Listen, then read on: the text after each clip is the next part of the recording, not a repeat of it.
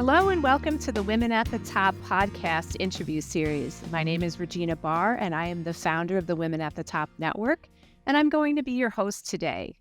I'm so excited. Joining me today is author Sheryl Green, and I have to just hold up a copy of her book, which I just love. I know the black and white is not coming through very clearly, and I also have some sticky notes in there. But Sheryl has a master's degree in forensic psychology. That's a little bit scary, Sheryl, but I love how that sounds, forensic psychology. And she's the author of 7 books. She's taken people-pleasing to Olympic levels. And for decades, she put everyone else's needs above her own, which I think some of us can relate to, until she discovered that boundaries were even a thing. Now she works with individuals and organizations to establish the healthy boundaries that we all need to improve relationships, communication, and well-being. She's also an avid animal advocate and donates a portion of the proceeds from her books and speaking engagements to animal rescues. So with that, welcome, Sheryl. Thank you so much for having me. Well, I just want to make a comment that I love that you donate proceeds to animal rescue. All of the animals that I've ever had, I'm on my 3rd dog, have been rescues, and I had 2 cats that were rescues, and my rescues live a long, long time. So I think they're so grateful to find homes that they just hang in as long as they can. So love that. So let's go ahead and get started. I always like to get the backstory on the book, so I'm just going to hold it up again. So hopefully, I know for some reason black and white doesn't always translate well when we're recording, but it sounds like you had a defining moment in your life. So what's the scoop behind this book? Tell us more. Yeah. So I used to run a content writing business, and I was also volunteering and serving on the board of an animal rescue. And I started working part-time for them. I was paid part-time, let's put it that way. And when COVID hit, overnight, as many business owners experienced, my clients all disappeared. Just everybody canceled, put off their packages. It was just a mass exodus as everybody was dealing with their fear. Totally can relate. So seriously, I'm with you. Totally can relate. So I went full-time at the rescue. Only problem in the very beginning, we never renegotiated my salary. It was just, well, here's your hourly rate for part-time and double it. So now we're at 40 hours a week instead of 20. But if you've ever worked with a nonprofit, full-time is not 40 hours a week. It's 60 to 80 hours a week. And I was having trouble making bills. So when my clients started coming back, I took them. I took all of them. I took new ones. And at the same time, I'm also starting to take more care of my parents. They're getting older. They're having health issues. They're having, mental issues, and I'm having to step in for them. And then I'm still, serving on other boards, volunteering in other organizations. And it just got to be too much. But I didn't know what was happening. I knew that I'm normally very emotional. My friends laugh at me all the time because I cry quite a bit. But during this period, and this is about 2.5 years ago, I started crying constantly. Oh boy. Could not get a sentence out without the tears. And I started falling behind in everything. I wasn't serving my clients well. I wasn't serving the rescue well. I wasn't helping my parents to the degree I wanted to. But it just kind of got worse and got worse and got worse. And one day, the resentment had built, and the depression had built, and all the embarrassment and the shame. And I started driving down the road. I was running an errand for the rescue, and I saw those oncoming headlights. And I just had this split-second thought of, if I cross over the median, this could all be over in a second. Oh my goodness. And it scared the crap out of me. I didn't want to hurt anybody else, for sure. I didn't want to leave my parents without anyone. I didn't want to leave my dogs, without any support. And I pulled over to the side of the road, and I realized something major had to change. And I spent the next month and a half clearing my plate. All non-essential things just put to the side. I took a month for my mental health, ended up stepping away from the rescue and realizing that within just a couple of months, my plate filled up again. And the invitations to serve on boards and be president and do this and volunteer here and do this, they kept coming. And I said yes all over again. And I realized one day I was sitting on an airplane and my Kindle died. And I was like, oh my God, I have to sit here with my own thoughts. But I realized in that moment that, you know what, my issue is I don't have any boundaries. I've never had any boundaries. And all of the problems in my life that I'd experienced stemmed from a lack of healthy boundaries. So I outlined the book about 70% on the airplane. And then I got home and I started researching my butt off, and I talked to therapists and I talked to coaches, and I spoke to everybody that could give me insight into this. And it really kicked off this amazing journey for me, for my personal development, but also for others, because I knew I wasn't the only one suffering here. So that's where the book came from. Thank you for sharing that. I mean, that's a very personal story, and quite frankly, a little heartbreaking. I think a lot of our viewers and listeners on the call could relate, hopefully not to the extent of where you are, but maybe on a smaller scale of having similar things.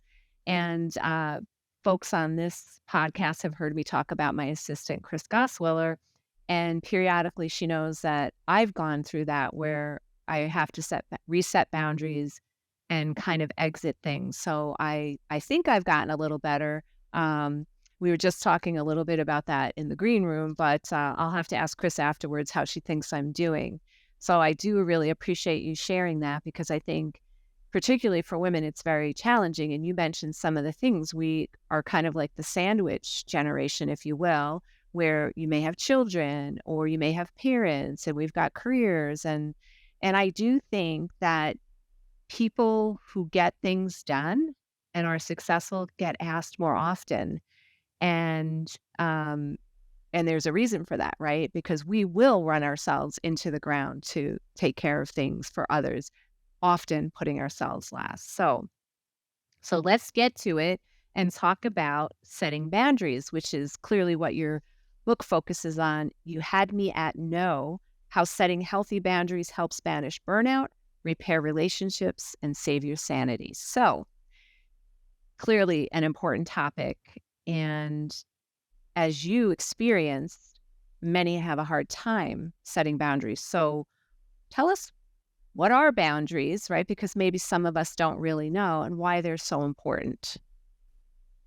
Yeah, so I like to think of boundaries in a physical sense. You know, we live in a house, an apartment, a room, a farm, a castle, whatever it is. And surrounding your space are walls or fences or a moat or whatever it may be that really delineates between your space, where your space ends and the next person's begins, and vice versa. And it would be weird if somebody, you came home and someone was having a party in your backyard, right? Because that's your space. And it would be weird if you came home and, your cousin was sitting at your dinner table serving her friends when you hadn't discussed that. It's how your space gets treated when it comes to physical boundaries.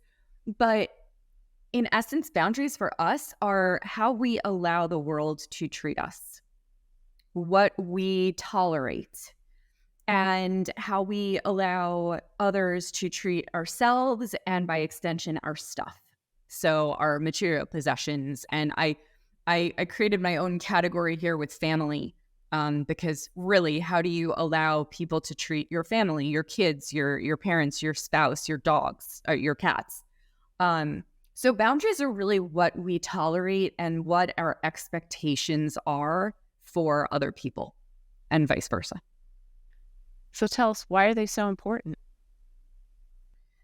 Because Because there are two types of unhealthy boundaries, and one of them is going to be our our boundaries are too hard, they're too rigid, and so we protect ourselves, but we don't connect with other people. On the other side of that are our people pleasers, and we are really good at connecting, but we're not so good at protecting ourselves. And when you've got this danger on either side, you are experiencing overwhelm. Okay, you're either afraid to ask other people for help, or you are giving everybody help with their stuff to the point where you're not taking care of yourself. Yeah. So the danger really is that overwhelm, and it leads to, honestly, depression. It leads to being burned out and just, I can't do this anymore. For sure. And there's shame that goes with it. I know I felt really bad about myself, that here I am, I've got these parents that I love, I've got these animals that I love, I've got this cause that I love. And I was resentful of every demand on my time. Every request was a demand on my time. So you've got this like underlying shame that's coming through, and really you just get to the point where you're done. So boundaries help us protect against that. The proverbial breaking points, right? Where Yeah. you just, and it's interesting when I get to that point, literally the words I will say out loud is, I'm so done with this. I'm just so done with this. So it's just, even to say that, it's like intuitively our brain or our bodies know exactly what we're trying to convey. So I want to talk, most of our audience are women who are professional women, and I think most of us can admit that women really have a hard time saying no when we really don't want to do something, right? For a lot of reasons, I think we are culturalized that way. I'll be honest, myself included. My instinct is to say yes, even though my brain is saying, don't do it, don't do it, don't do it. And I came up with a strategy for myself where I say no with a twist. So I try to say, to get a lot of information, where I'll say, oh, I get board requests. Well, what exactly are you looking for? What skill sets do you need? What are your goals? And if they don't align with mine, then I'm preparing myself to say no. But I will usually say, that's not really a good fit with me, and it's not aligned with my goals are right now. But you know who might be interested in that? And I give them a name. So I say no with a twist. So that's my little technique. So curious to know from your perspective, why do people have such a hard time speaking up for themselves? What's going on there? Yeah. So in addition to the forensic psychology, I actually studied anthropology as well. So I got to look at the personality from the individual and from the community. And truthfully, we're afraid of being eaten. It's we are. It sounds silly, but we still have that lizard brain that's left over. And here we're thinking like, okay, if people don't like me, if I don't say yes, if I don't do everything for everyone, people won't like me. If people won't like me, I will be cast out of the tribe. If I'm cast out of the tribe and no one is watching my back, I'm going to be dinner for a passing wildebeest. And obviously, this is not like a conscious thing that we're going through. Like, you don't go like, oh man, I really have to make cupcakes for the PTA or I'm going to be eaten. Like, we don't have that conscious knowledge of it. But Okay, we do now, ultimately, and we're going to be looking for the we do now, wildebeest. exactly. Yes. Sometimes I have to stop myself when I'm struggling with should I or shouldn't I? And I'll literally be like, okay, Sheryl, you're afraid of being eaten. Like, let's get past that. Like, any wildebeests? No, we're good. Like, let's go to a different part of the brain. So yeah, it's that knowledge or that fear that people aren't going to like me anymore. I'm not going to be a part of this. I'm going to be abandoned. and you start out with abandonment issues, and this is even worse for you. But having that realization that it's okay. You're allowed to say no to people. You're allowed to turn down offers. You're allowed to decide something isn't for you. And the fallout probably not going to involve you being eaten. Exactly. There's the danger that that person is not going to want to be around you anymore, and you have, you've turned them off. Cool. Better to find out now that this isn't somebody you want in your life. Exactly. And probably a blessing in disguise for you. And quite frankly, maybe for those people too. So love that. Love giving yourself permission to do some of that. So I want to talk a little bit about systems. Your book does focus on creating a system so that people can make better decisions.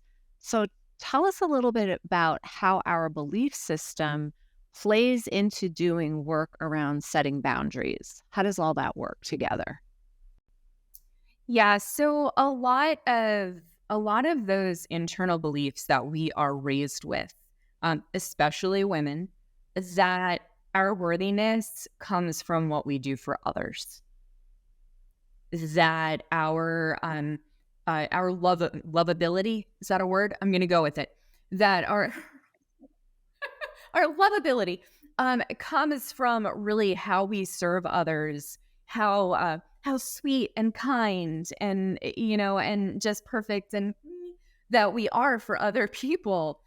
And we kind of have to get out of that mindset before we can set a boundary. And I make the point in the book that yes, people love this statement, no is a complete sentence. It is, absolutely. Grammatically, like logistically, yes, it is a complete sentence.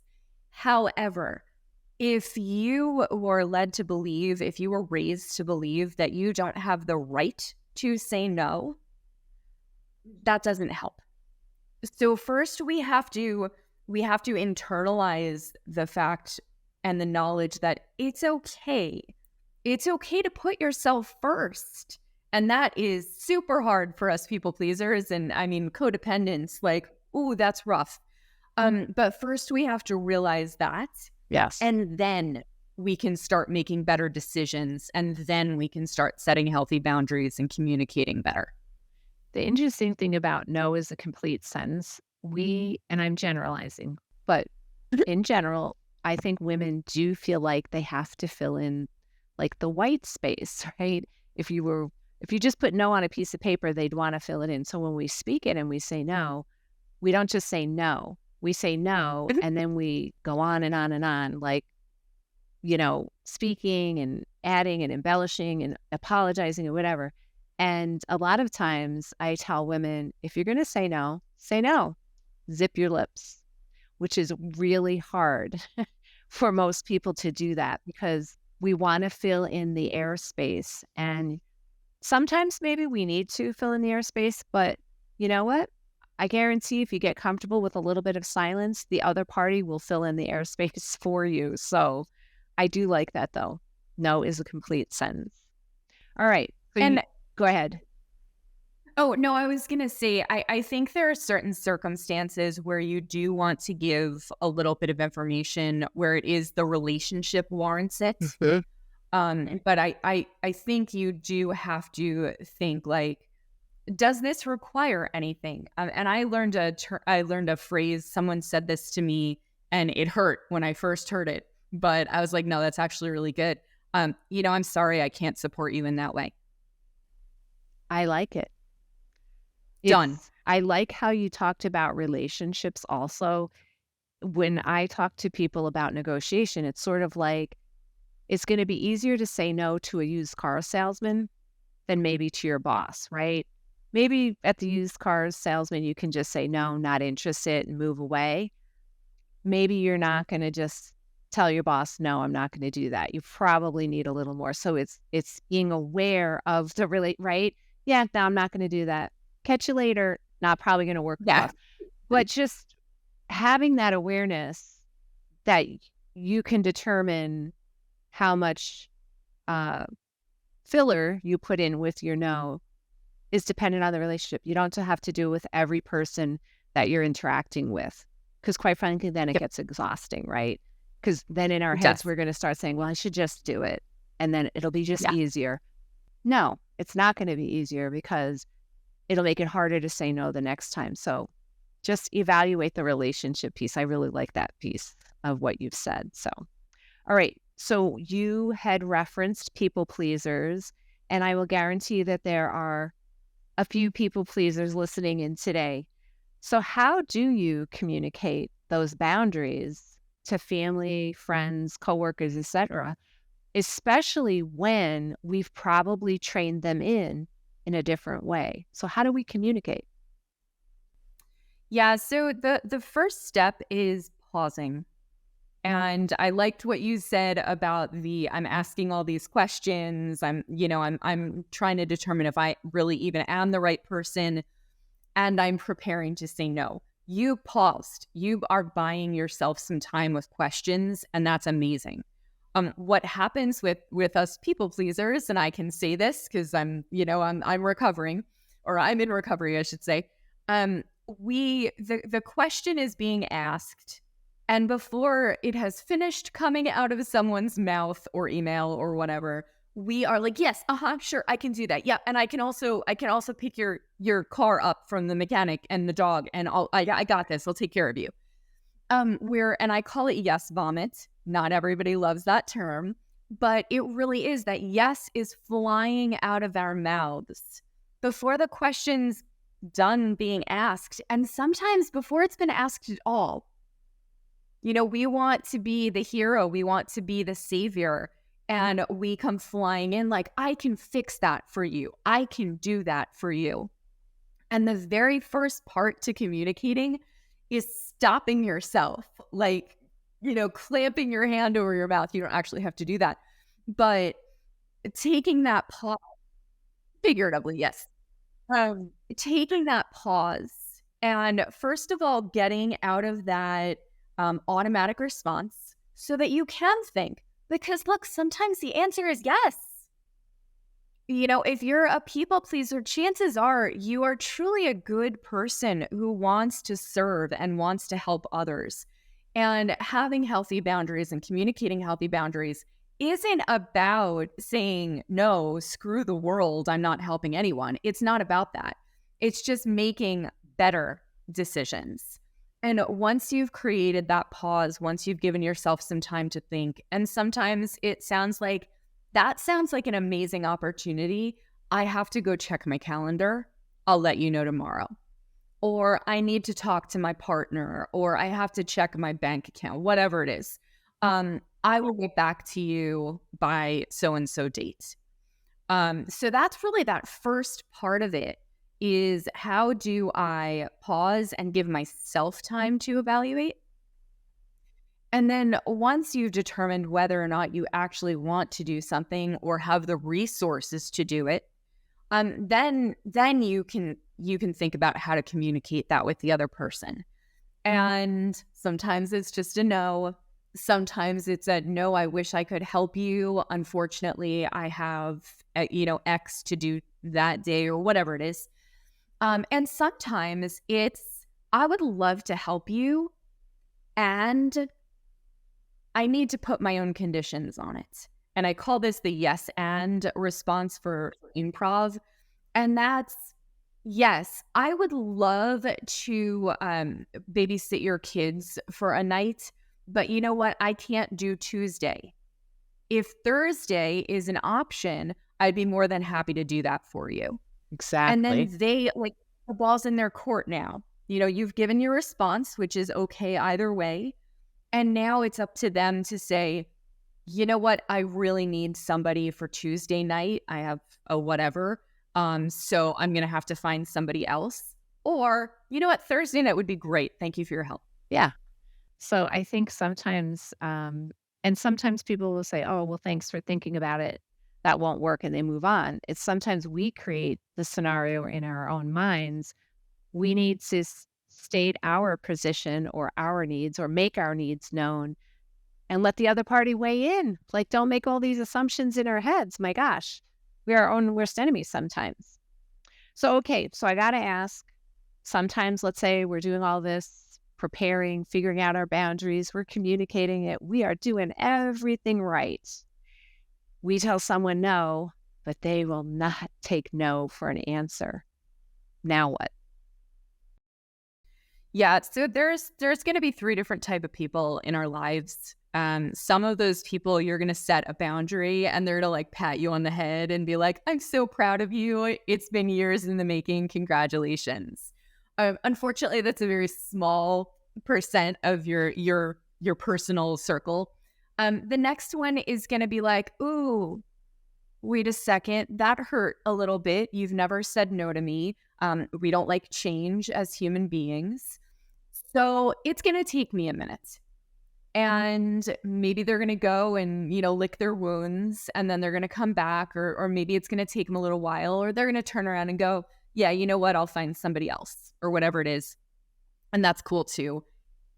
And then there's that third type of person who I call them boundary busters, because they are going to do everything in their power to wear you down, to have you turn around and change your mind. They're going to manipulate you in every way that they can.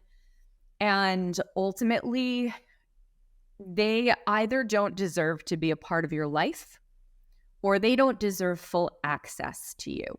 And look, there are some people, most people are not ready to say goodbye to a parent.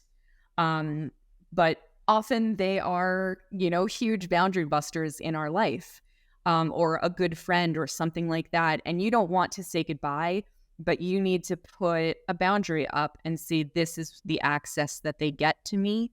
This is what I share with them. This is what I'm willing to do with them. And the other people, they're just going to leave your life. And you got to be okay with that. Yeah. Absolutely. Got to be okay. It's healthier for you and ultimately for them. They may not know it right at that moment, but they will figure it out, hopefully.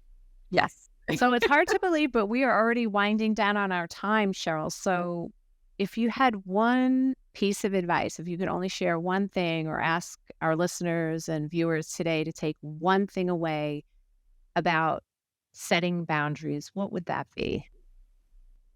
It's that you officially have permission. So we're recording this. It's 10:20 my time on May 15th. You're officially granted permission. You have the right to say no. It's the hardest hurdle to get over. And once you accept that, then the rest of the work begins, and you can set healthy boundaries. Well, there you have it. You all have permission to say no. It's official. So with that, that's all we have time for today. And I do want to say thank you so much for being here with us today, Sheryl. And a big thank you to our viewers and listeners for joining us today. See you next time.